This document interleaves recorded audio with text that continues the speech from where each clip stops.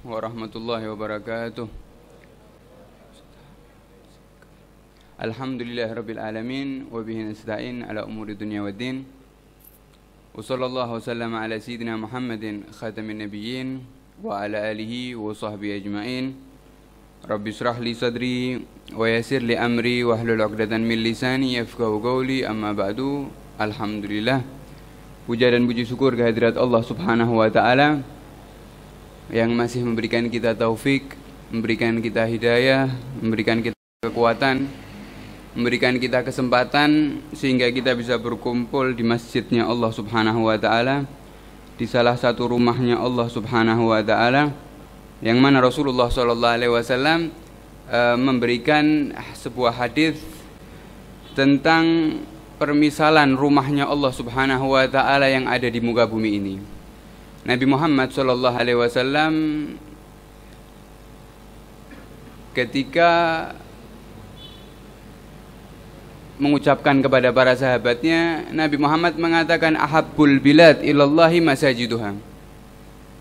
Nabi Muhammad mengatakan tempat yang paling dicintai oleh Allah Subhanahu wa taala di muka bumi ini adalah masjid-masjidnya, alias petak tanah yang ada di muka bumi ini yang paling dicintai oleh Allah. Apa arti yang paling dicintai? Alias tempat yang paling diperhatikan oleh Allah, tempat pandangan rahmat Allah, tempat turunnya maghfirah dari Allah. Mana? Masjidnya Allah Subhanahu wa taala. Ini ahabbul biqa, artinya tempat yang paling dicintai. Kalau Nabi Muhammad mengatakan masjid ini adalah tempat yang paling dicintai oleh Allah Subhanahu wa taala, maka mau tidak mau orang yang ada di masjid tersebut termasuk orang yang paling dicintai oleh Allah Subhanahu wa taala. Maka kenikmatan yang sangat luar biasa kalau kita lihat, kita duduk di tempat seperti ini, kita istiqomah sholat di masjid, itu bukan dari kekuatan kita, bukan dari keinginan kita, bukan dari kemampuan kita, bukan dari kesehatan kita, tapi ini pilihan dari Allah Subhanahu wa taala. Kalau Allah Subhanahu wa taala melihat yang ada pada hati kita, pada mata kita, pada telinga kita, mata kita masih kotor, hati kita masih kotor, kita berlumuran dosa, tidak pantas kita ada diletakkan di tempat yang mulia seperti ini. Tidak pantas kita diletakkan oleh Allah Subhanahu wa taala di tempat yang suci ini. Pantasnya kalau dilihat oleh hati kita, Allah melihat hati kita, Allah melihat mata kita, Allah melihat perilaku kita, pantasnya kita dibuang sama Allah Subhanahu wa taala jauh-jauh dari masjid. Tapi daripada rahmatnya Allah, daripada kasih sayangnya Allah, Allah masih menggiring kita untuk duduk di masjid. Artinya Allah masih memberikan kesempatan kita untuk mensucikan hati kita, untuk mendekatkan kita lebih dekat lagi kepada Nabi Muhammad SAW, untuk mendekatkan memperkuat lagi keimanan kita. Maka kalau kita lihat sungguh luar biasa yang telah dikabarkan oleh Nabi Muhammad SAW, alias kabar gembira yang dibawa oleh Nabi Muhammad SAW bagi orang-orang yang gemar duduk di masjid atau menyempatkan waktunya walaupun dia sibuk untuk duduk di masjid. Apa salah satunya? Nabi Muhammad pernah mengatakan idza ra'aitumur rajula ya'tadul masajid, kalau kalian melihat teman kalian, tetangga kalian, orang tua kalian, sahabat kalian, dia istiqomah di masjid. Ada orang istiqomah nih, sholat duhur di masjid, sholat maghrib di masjid, sholat isya di masjid, kalau ada waktu kosong iktikaf di masjid. Apa kata Nabi Muhammad? Kalau kalian ketemu sama orang tersebut, ngelihat ada orang tersebut, baik keluarga kalian, teman kalian atau orang yang lain, kata Nabi Muhammad, fashhadu lahu bil iman, saksikanlah, aku bersaksi orang ini adalah orang yang kuat imannya, atau min ahlil iman.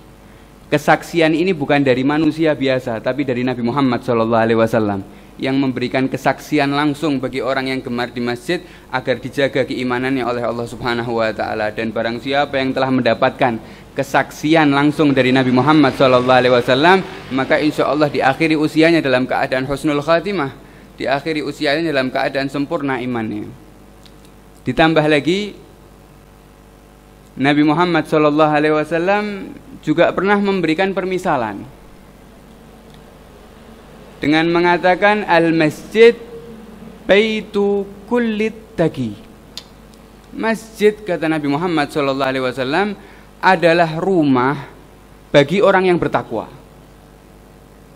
Di sini kita coba renungkan. Masjid kata Nabi Muhammad adalah rumah. Masjid bagaikan rumah. Apa maksud hadis ini? Nabi Muhammad mengatakan, ayo kita permisalkan kita ini kalau ada di rumah bagaimana keadaan kita? Tenang. Kita ini kalau sudah masuk rumah kita sendiri, nikmat, sudah tenang. Berbeda, walaupun kita berada di hotel dan hotelnya mewah, berbeda ketika kita masuk ke hotel yang mewah dan kita ketika masuk ke rumah sendiri. Walaupun rumah kita sederhana, tapi apa? Nyaman, tentram hatinya. Ini permisalan Nabi Muhammad. Masjid ini kata Nabi Muhammad SAW bagaikan rumah bagi orang yang bertakwa. Alias orang-orang yang bertakwa ini kalau sudah masuk masjid hatinya tenang. Kalau sudah masuk masjid nikmat sekali. Kalau sudah masuk masjid seakan-akan aman, tentram, dingin. Walaupun dengan banyak masalah kehidupan ini, tapi kalau sudah berada di masjid seakan-akan berada di rumah sendiri. Nyaman. Sampai para ulama juga menyimpulkan suatu permisalan juga diambil daripada hadis ini. Para ulama mengatakan, aku bisa memberikan kalian perbedaan nih antara orang beriman dan orang munafik. Arti orang munafik ini bukan berarti dia tidak percaya kepada Allah atau yang lainnya. Artinya orang yang masih memiliki sifat munafik. Dia muslim tapi masih memiliki sifat munafik. Ini perbedaannya. Orang mukmin yang imannya kuat sama orang mukmin yang masih sedikit memiliki sifat munafik. Apa perbedaannya? Perbedaannya kita bisa lihat di masjid kata para ulama. Orang mukmin sejati ketika dia masuk masjid itu dipermisalkan seperti ikan yang diletakkan di air. Ikan kalau sudah diletakkan di air, sudah anteng. Tapi kalau sudah diangkat dari air gimana ikan? Kacau. Begitu juga sifat orang mukmin. Kalau dia sudah masuk ke masjid, apapun masalahnya masuk ke masjid tenang. Ini juga yang diinginkan oleh Nabi Muhammad SAW. Nabi Muhammad ini pertama masuk ke kota Madinah, kemudian menyibukkan umatnya untuk membangun masjid. Untuk apa? Bukan hanya untuk sholat ibadah, bukan. Tapi Nabi Muhammad memakai masjid tersebut untuk musyawarah. Nabi Muhammad memakai masjid tersebut untuk memecahkan masalah-masalah. Nabi Muhammad memakai masjid tersebut untuk silaturahmi. Nabi Muhammad memakai masjid tersebut untuk segala kepentingan. Bukan hanya seperti sholat kemudian keluar selesai, enggak. Maka ulama juga mengatakan kalian kalau masuk masjid, kata para ulama, orang mukmin sejati kalau masuk masjid ini seakan-akan ikan diletakkan di air, tenang, tidak ada gerakan, tidak ada. Terus kalau orang yang memiliki sifat nifak bagaimana? Kata para ulama, kalau ada orang memiliki sifat nifak nih masuk ke masjid, itu seperti burung yang diletakkan di sangkar. Kita lihat burung bebas, kita tangkap, kita masukkan ke sangkar. Gimana keadaan burungnya? Lompat-lompat, tidak tenang. Begitu sangkarnya dibuka sedikit, langsung apa? Keluar. Begitu juga orang yang kata para ulama memiliki sifat nifak. Jika ada kesempatan sedikit untuk keluar dari masjid, langsung dia akan keluar. Tidak mau tahu. Kenapa? Tidak kerasa. Tayyib, sifat ini dari mana? Sifat ini dari Allah Subhanahu wa Ta'ala. Allah yang memberikan. Bukan berarti kita, bukan. Tapi Allah yang memberikan. Oh, orang ini memang cocok nih ahli masjid, dikasih ketenangan sama Allah di masjid. Oh, orang ini orang yang tidak cocok nih, tidak mendapatkan pandangan khusus dari Allah, tidak akan diperhatikan sama Allah, maka Allah juga tidak memberikan ketenangan di masjid. Maka alhamdulillah kita bersyukur kepada Allah Subhanahu wa Ta'ala, termasuk orang-orang pilihan yang masih diberikan ketenangan oleh Allah Subhanahu wa Ta'ala untuk duduk di masjid atau di rumahnya Allah Subhanahu wa Ta'ala. Dan khususnya sekarang kita berada di waktu yang sangat mulia. Kita berada di antara Maghrib dan Isya. Bainal Maghrib wal Isya. Ini waktu yang sangat luar biasa. Waktu yang tidak pernah ditinggalkan oleh para sahabat Nabi Muhammad SAW untuk beribadah. Kita tahu para sahabat Nabi Muhammad ini bukan semuanya ulama. Para sahabat Nabi Muhammad ini bukan semuanya ustadz. Tapi banyak di antara para sahabat ini dia pembisnis, dia petani, dia bekerja di kebun, dia sibuk dengan keluarganya, dia kesibukan seperti kita sekarang. Tapi yang luar biasa, adalah mereka para sahabat Nabi Muhammad SAW. Kalau sudah dengar azan maghrib, itu semuanya meninggalkan seluruh daripada pekerjaannya, masuk masjid, tidak keluar dari masjid kecuali sudah sholat berjamaah isya bersama Nabi Muhammad SAW. Bahkan kalau kita lihat para sahabat Nabi Muhammad SAW atau Nabi Muhammad ketika itu, Nabi Muhammad ini di sebagian riwayat disebutkan bahwasanya Nabi Muhammad sering kalau sholat isya itu isyanya diakhirkan, alias isyanya setelah sepertiga malam, atau mungkin kalau sekarang sekitar jam 9 atau jam 10 atau jam 11. Itu Nabi Muhammad kalau sholat isya setelah sepertiga malam pertama. Maka para sahabat yang sudah satu hari ini bekerja, dari pagi sampai malam sudah bekerja, punya istiqamah antara maghrib dan isya, tidak mau meninggalkan masjid, sehingga para sahabat masuk masjid untuk sholat maghrib. Setelah sholat maghrib menyibukkan dirinya dengan beribadah. Satu ada halaqah taklim, satu adalah halaqah hizb Quran, satu ada halaqah berdoa dan berzikir, satu ada halaqah nasihat, dan yang lain-lain. Menunggu adzan isya. Setelah adzan isya langsung keluar, enggak, nunggu dulu Nabi Muhammad keluar sholat berjamaah isya bersama Nabi Muhammad SAW. Sehingga kalau Nabi Muhammad kadang mengakhirkan isyanya sampai ketika itu jam 10 atau jam 11, para sahabat tidak ada yang keluar dari masjid. Bahkan diriwayatkan ketika itu di salah satu riwayat, ada salah satu sahabat ini yang dia saking capek karena sudah bekerja satu hari, duduk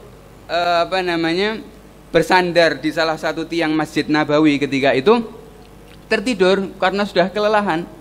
Antara maghrib dan isya berzikir, dia sudah kecapean seharian, mau pulang eman sholat berjamaah sama Nabi Muhammad SAW, sehingga duduk sampai ketiduran. Banyak yang ketiduran ketika itu. Bahkan ada salah satu riwayat yang mengatakan saking ngantuknya ketika itu para sahabat, tapi tidak mau meninggalkan sholat berjamaah isya bersama Nabi Muhammad, sampai ada kepalanya itu jatuh di sajadahnya. Jadi saking ngantuknya sampai jatuh kepalanya. Sehingga para Imam Syafi'i mengambil riwayat dalam hadis ini, membuat satu hukum yang mana jika seseorang tertidur dalam keadaan duduk, itu tidak membatalkan sholatnya, tidak membatalkan wudhunya, maaf. Nah, ini daripada madhab Syafi'i mengambil daripada hadis seperti ini, orang yang tertidur dalam keadaan duduk, qaidan mumakkin maq'adatahu minal ard, kemudian dia tertidur selama tidak berpindah daripada tempat duduknya dengan syarat-syarat yang seperti disebutkan dalam madhab Syafi'i, ketika terbangun wudhunya tidak batal selama dia dalam keadaan duduk. Ini para sahabat Nabi Muhammad SAW tidak mau meninggalkan antara maghrib dan isya. Sehingga kita mengetahui Al-Habib Abdullah bin Abu Bakar Al-Aidarus, beliau mengatakan al-kunus kullal kunus fima bainal isya'ain. Harta karun yang sangat berharga, kata beliau, itu ada di antara maghrib dan isya. Harta karun apa? Jelas harta karun mulia dari Allah Subhanahu wa ta'ala. Harta karun apa? Tidak ada yang mengetahui kecuali ahlullah. Harta karun apa? Harta karun kalau kita ingin tahu, kita coba rasakan sendiri. Ayo kita temukan sendiri, kita ambil sendiri. Allah akan meletakkan harta karun ini, kata Habib Abdullah bin Abu Bakar Al-Aidrus, di mana? Di antara maghrib dan isya. Bagi siapa? Orang yang menyibukkan dirinya antara maghrib dan isya dengan suatu ibadah. Kemudian kita sudah melihat contohnya para sahabat seperti itu, tidak mau meninggalkan antara maghrib dan isya. Begitu juga para ulama. Bahkan di zaman salah satu ulama Mesir ketika itu ada yang datang ke Yaman, ke Hadramut sampai ke Tarim. Ketika itu masuk di kota Tarim setelah azan maghrib. Ketika masuk di kota Tarim setelah azan maghrib, itu melewati rumah-rumahnya orang penduduk kota Tarim ketika itu, semuanya mendengar kalau ndak ini baca surat Yasin, ya ini baca ratib haddad. Semua bahkan mengatakan aku melewati lebih daripada 40 rumah, semuanya sibuk dengan membaca Yasin, dan yang satunya lagi membaca ratibul haddad. Ini tarbiyah, didikan daripada orang-orang yang soleh, orang-orang tua kita. Untuk apa? untuk mengetahui arti waktu yang Allah berikan kepada kita, khususnya antara maghrib dan isya seperti ini. Bahkan kalau kita lihat Imam Ghazali, beliau mengatakan ada 4 waktu di dalam satu hari satu malam, 24 jam ini. Ada 4 waktu. Kalau kita menyibukkan diri kita dengan 4 waktu ini, dengan beribadah, maka cukup Allah menulis kepada kita seakan-akan satu hari full kita beribadah. Karena kita tahu sih, apa sih tujuan kita hidup di dunia? Wa ma khalaqtul jinna wal insa illa liya'budun. Kata Allah Subhanahu wa taala, aku ini tidak menciptakan manusia dan jin kecuali dia untuk menyembahku, untuk beribadah kepadaku. Dan kita tahu kita punya kesibukan dan yang lain-lain, maka kata para ulama, sesibuk apapun kita, jangan tinggalkan 4 waktu ini. Jangan tinggalkan 4 waktu ini. 4 waktu ini jika kita sibukkan dengan perbuatan baik, maka Allah akan mencatat seluruh daripada hari-hari kita ini menjadi hari yang baik. Apa 4 waktu tersebut? 4 waktu tersebut yang pertama qubailal fajr, sebelum fajar beberapa menit. Usahakan ya secapek apapun ketika kita istirahat malam tertidur, kita bangun beberapa menit. Kalau bisa sholat ya sholat, kalau bisa berzikir ya berzikir ya.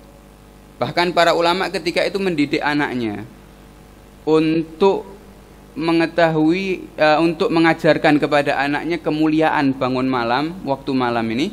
Dengan apa? Dengan membangunkan anaknya sebelum fajar dengan memberikan permen.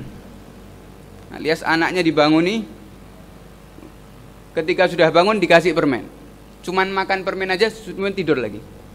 Ada yang dibanguni kemudian dikasih mainan saja kemudian tidur lagi.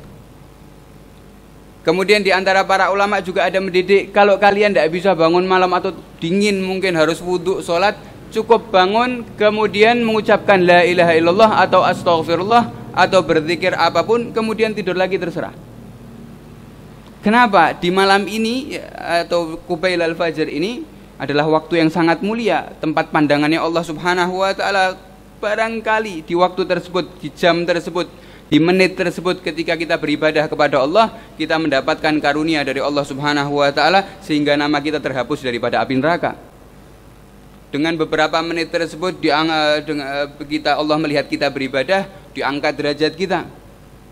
Dengan beberapa menit tersebut Allah melihat kita dicap sebagai penduduk surga. Ini karunia dari Allah Subhanahu wa taala, kata para ulama, beberapa menit sebelum azan fajar. Kemudian yang kedua, apa yang kedua? Yang kedua setelah sholat fajar, ya, setelah sholat isya, setelah sholat fajar, setelah subuh sampai terbitnya matahari, ya, sampai isyraq kalau kita tahu sekarang. Setelah sholat fajar, setelah sholat subuh sampai isyraq, ya, ini juga termasuk waktu yang agung, waktu yang mulia. Jika kita menyibukkan waktu tersebut, kata Nabi Muhammad SAW, barang siapa yang mana setelah sholat subuh kemudian berzikir, beribadah sampai terbitnya matahari, kemudian dia sholat 2 rakaat, sholat isyraq ataupun mau sampai sholat duha, apa kata Nabi Muhammad? Apa balasannya? Balasannya kata Nabi Muhammad, seakan-akan orang tersebut mendapatkan pahala haji dan umrah tamatan sempurna. Kita bisa haji setiap hari, ya, apalagi zaman sekarang haji ditunda gara-gara musim seperti ini. Tapi itu tidak masalah bagi orang yang mengetahui hadis ini. Itu tidak masalah bagi orang yang mengetahui ajaran seperti ini, hadisnya Nabi Muhammad SAW. Kita bisa haji setiap hari, bahkan orang yang haji pergi ke sana belum tentu hajinya diterima oleh Allah, karena harus dengan syarat-syarat dan adab-adab. Akan tapi jika kita melakukan hanya beberapa menit saja, 1 jam mungkin tidak nyampe, atau 1 jam seperempat antara subuh kemudian sampai terbitnya matahari, jaminan dari Nabi Muhammad SAW mendapatkan pahala haji dan umroh sempurna. Ini bagi orang yang menyibukkan antara sholat subuh sampai terbitnya matahari. Bahkan juga banyak daripada para ulama mengatakan waktu tersebut adalah waktu pembagian rizki. Sehingga orang-orang yang menyibukkan dengan berzikir, khususnya kalau kita lihat zikir yang dibaca di Masjid Riyadh ataupun Masjid Segaf ini adalah zikirnya Habib Abdullah bin Alwi Al-Haddad Wirdul Latif, yang mana luar biasa, dan daripada manfaatnya atau fadilahnya adalah melancarkan rizki di hari tersebut. Ini antara adzan subuh sampai terbitnya matahari. 2 waktu kita sudah tahu. Yang pertama sebelum beberapa menit sebelum adzan subuh, kemudian setelah adzan subuh sampai terbenamnya sampai terbitnya matahari. Waktu yang ketiga, apa yang waktu yang ketiga? Waktu yang ketiga sekarang, ketika terbitnya matahari alias masuk waktu maghrib. Waktu yang ketiga adalah sebelum maghrib, beberapa menit sebelum maghrib. Ini beberapa menit sebelum maghrib. Jadi sebelum adzan maghrib, usahakan kalau kita biasa istiqomah sholat maghrib di masjid, ya kita datang lebih awal sedikit, beberapa menit sebelum di maghrib, sehingga kita adzan maghrib kita sudah di masjid. Beberapa menit sebelum maghrib ini adalah waktu yang mulia juga, waktu yang agung juga. Maka hendaknya kita sibukkan dengan berzikir sesuatu yang bermanfaat. Ini waktu yang ketiga. Waktu yang keempat adalah sekarang, yaitu antara maghrib dan isya. Nah, kata para ulama, khususnya Imam Ghazali mengatakan, siapa yang menyibukkan dirinya dengan beribadah di 4 waktu ini dalam satu hari, maka Allah akan mencatat seakan-akan seluruh harinya dia berbuat baik. Jika seandainya di tengah-tengah harinya dia bermaksiat, maka akan diampuni dengan amal ibadahnya di akhir harinya. Jika di tengah malamnya dia bermaksiat, maka akan diampuni di akhir malamnya. Begitulah para ulama menganjurkan kita untuk mengetahui hakikat waktu yang diberikan oleh Allah Subhanahu wa taala kepada kita. Maka kalau kita lihat kita hidup di dunia ini hanya beberapa saat. Ayo kita bandingkan kehidupan kita setelah meninggal dunia. Ada orang yang hidupnya, misal umurnya umat Nabi Muhammad sekitar 60, 70, 80 tahun. Itu hidup di dunia. Hidup di kuburan berapa tahun? Ada yang hidup di kuburan sampai sekarang sudah 1000 tahun di kuburan. Lebih lama daripada kehidupannya di dunia. Ada yang hidup di kuburan sekarang sudah 100 tahun, 200 tahun, 300 tahun. Artinya kita mengetahui kehidupan kita hanya sebentar saja ini. Yang mana kehidupan kita yang sebentar ini Allah menjadikan kehidupan kita yang sebentar ini menjadi hukum atau menjadi yang akan menggambarkan seluruh kehidupan kita setelahnya. Misal kita diberi umur 80 tahun. 80 tahun ini akan menghukumi kehidupan kita di kuburan, kehidupan kita di alam barzakh, kehidupan kita di hari kiamat, kehidupan kita di ketika dihisab, kemudian sampai masuk surga atau neraka. Cuman berapa? 80 tahun. Jadi semuanya bergantung kepada sekarang. Semuanya bergantung kepada hari-hari ini, hari-hari kita sekarang ini. Maka ayo ya, jangan kita sia-siakan kita punya umur. Makanya para ulama mengatakan nafasmu adalah jauhar.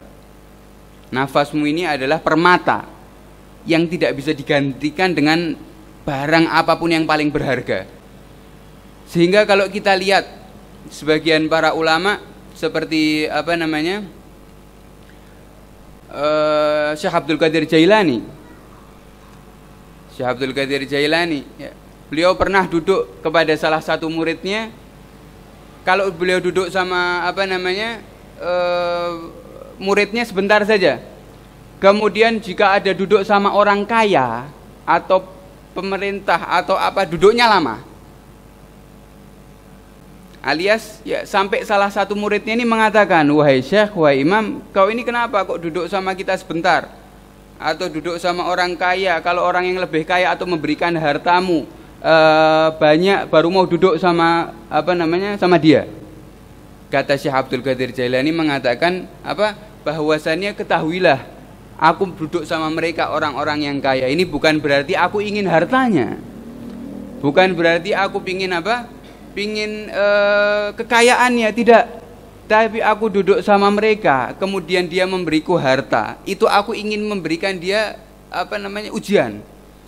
Sekarang aku mau duduk sama kau, aku akan memberikan kepadamu sesuatu yang paling berharga dari aku. Maka kalau kau mau duduk sama aku, kata Imam Syekh Abdul Qadir Jailani, maka kau juga harus memberikan sesuatu yang paling berharga buat kau. Kata muridnya, terus apa yang paling berharga dari kita? Kata Syekh Abdul Qadir Jailani, kalian adalah orang-orang yang belum sampai kepada Allah Subhanahu wa taala. Yang paling berharga di hati kalian apa? Harta. Yang paling mulia di hati kalian apa? Uang. Yang paling mulia di hati kalian apa? Emas. Sedangkan aku, para ulama, mereka orang-orang yang soleh, yang paling berharga di hati mereka apa? Bukan harta, bukan uang, bukan kekayaan, apa? Waktu. Sekarang aku mau duduk sama kau, aku memberikan waktuku yang berharga. Yang mana waktuku ini lebih pantas aku berikan kepada Allah Subhanahu wa taala, lebih pantas aku berikan untuk duduk bersama mengkaji daripada sirah Nabi Muhammad sallallahu alaihi wasallam. Sedangkan aku memberikan waktuku yang paling berharga kepadamu, kenapa kau tidak memberikan sesuatu yang paling berharga juga kepadamu? Beginilah pemikirannya orang-orang yang soleh. Beginilah pemikirannya orang-orang yang dekat kepada Allah Subhanahu wa ta'ala. Yang ada di pikiran mereka bagaimana keadaan kehidupan setelah ini, atau bagaimana cara kita menjadi baik di dunia ini, bagaimana kita menyibukkan waktu kita dengan sebaik-baik mungkin. Dan ini yang ditekankan oleh Nabi Muhammad sallallahu alaihi wasallam. Maka Nabi Muhammad sallallahu alaihi wasallam, beliau diriwayatkan di dalam hadis, para ulama mengatakan Rasulullah tidak pernah minta panjang umur. Di dalam doanya Nabi Muhammad tidak pernah minta apa? Panjang umur. Nabi Muhammad cuma minta panjang umur sekali. Ketika itu di waktu bulan Muharram, tanggal 10 Muharram, Rasulullah mengatakan, seandainya kalau aku hidup di tahun depan, maka aku akan puasa Tasu'a. Udah itu aja. Selainnya tidak pernah minta panjang umur. Tapi yang Rasulullah minta apa? Keberkahan dalam umur. Umur panjang tidak menjamin seseorang bisa menjadi baik. Tapi keberkahan dalam umur ini yang luar biasa. Banyak orang-orang yang zaman sekarang di zaman dahulu yang mana umurnya hanya 50 tahun, 40 tahun, tapi namanya sampai sekarang hidup. Kita lihat Imam Nawawi, ya umurnya berapa? 50 sampai 60 tahun. Habib Abdullah bin Abu Bakar Ali terus juga seperti itu. Para ulama banyak yang umurnya sedikit, tapi beliau mengetahui hakikat Allah memberikan umur ini, sehingga memakai dan memaksimalkan pemberian tersebut untuk sesuatu yang bermanfaat, untuk sesuatu yang mulia, sehingga walaupun jasadnya sudah meninggal dunia, rohnya sudah dicabut sama Allah Subhanahu wa taala, akan tapi mereka tetap hidup di antara kita.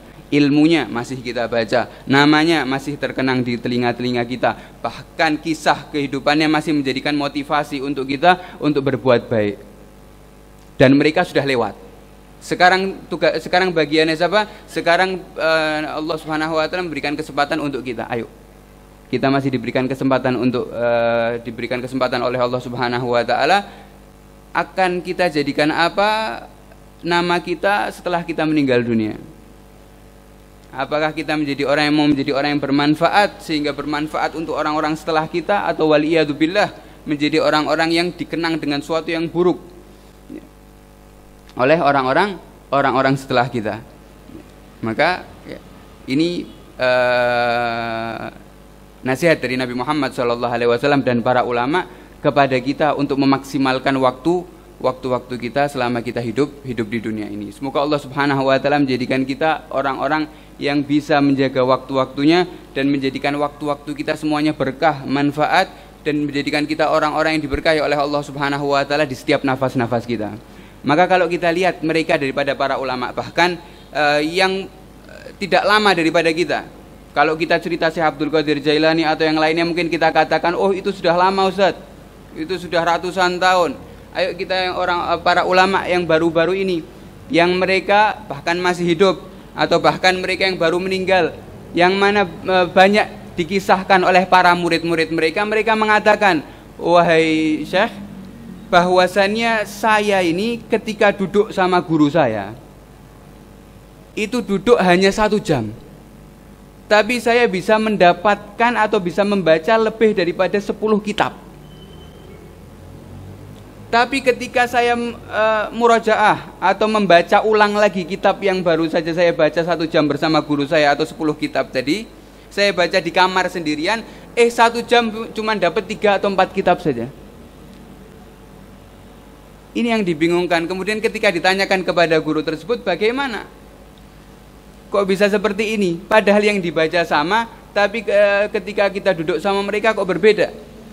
Ternyata beliau mengatakan bahwasanya ini rahasia Allah Subhanahu wa taala yang dikatakan barakatul waqt. Barokahnya apa? Waktu.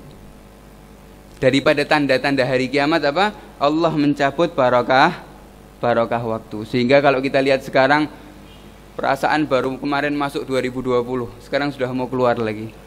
Sudah masuk 2021. Ini kenapa? Kita tidak dapatkan apa yang sudah kita dapatkan, apa yang sudah terlewat kepada kita, apa yang sudah kita ambil manfaat daripada tahun ini, waktu ini.